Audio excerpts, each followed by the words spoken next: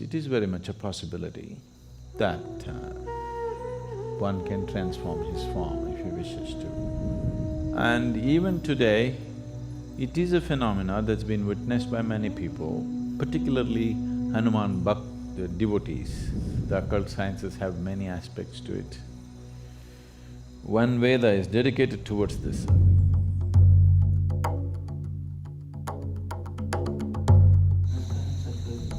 From childhood, I used to hear about Hanuman. About what? Hanuman. Hanuman. He used to take giant forms whenever he wanted. He used to fly. He used to have a very small, he used to concise his body to smaller size. Was it real or just any fictionary or symbolic, symbolic science or something like that? Thank you. About a certain person becoming small or big or flying or doing something else, is that a possibility? Very much a possibility, very much a reality. It was very much prevalent in this country, in this culture, but it was looked down upon. But it was looked up elsewhere, particularly in the Native American cultures. There is a whole tradition of shamanism where it is… even today there's any amount of talk about how a Native American shaman becomes an eagle, becomes a fly, becomes a wolf, transforms himself into some other form and gets there and all this. So these are not just stories, it is very much a possibility that one can transform his form if he wishes to. There is a panel in the Dhyana Linga where somebody transformed himself into a form that was relevant to someone else. Have you noticed it? You did not? So, about people taking on the forms that they wish according to the convenience is not a new thing or it's not an unheard of thing. Almost in every part of the world it is there. Particularly it is being publicized in a big way about the North American and South American shamans these days, about shamans becoming eagle and becoming wolf. These two forms are very common for them. That was not unheard of here, but it was looked down upon in this culture. There it is being looked up to because this is not spirituality, this is occult. Here, our occult scientists, I call them scientists because they are that kind, they don't bother to convert themselves into a bird or an animal because the risk. There is a beautiful story about… what's the name of this sage who swallows the… You know whom I'm talking about? Ashwini Kumaras, and they went to him to learn this Shuklacharya.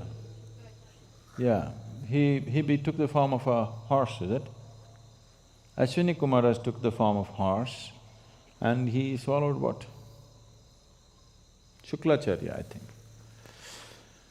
So, there's a whole big story which is maybe a kind of a branch out from Mahabharata, it's more from Krishna Avtara kind of thing.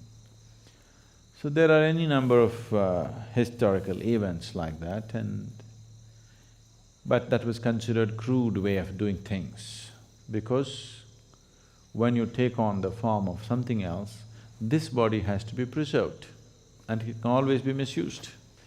So, there have been incidents where somebody left his body here in some safety and let's say became an eagle and flew for some time. But when the eagle came back, the body is gone. Now what does the eagle do? A eagle comes and sits here and says, I am a yogi. pathetic state, isn't it? Because you cannot fly, you think being an eagle is a big thing. Being an eagle is not a big thing. Though he flies high, he's only looking down all the time. It's better to sit here and look up rather than go up and look down. Really. So,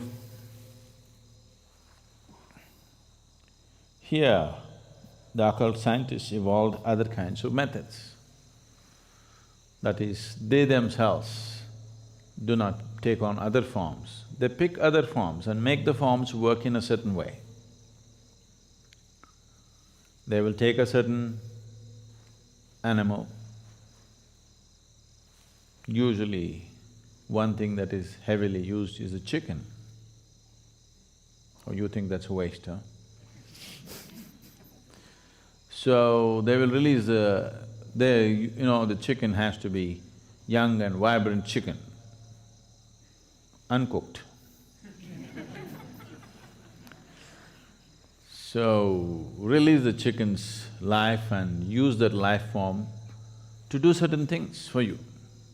Rather than you taking on the chicken's body, you make that chicken do things controlled by remote-controlled chicken, all right? A remote-controlled chicken is better than you becoming a chicken, isn't it? Because you becoming a chicken, there is a risk. You left your body and you went out as a chicken and tried to do something and you've become somebody's tandoori. So, they evolved better, more sophisticated methods to deal with the same things. Is that possible? Hanuman becoming small, big, very much possible. And even today, it is a phenomena that's been witnessed by many people, particularly Hanuman devotees. Change of form is a very common thing among the devotees of Hanuman even today, because that is the trend he set. Hanuman is a superman. Okay, a little bit of tail and facial features, the rest is Superman. He is a Superman. His strength is his devotion.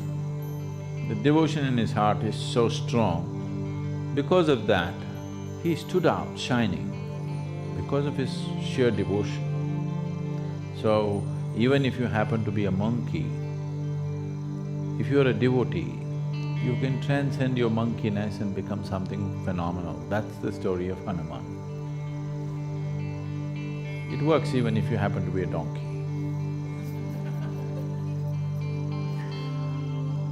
So, yes, the occult sciences have many aspects to it. One Veda is dedicated towards this, Atharvana Veda is all about this.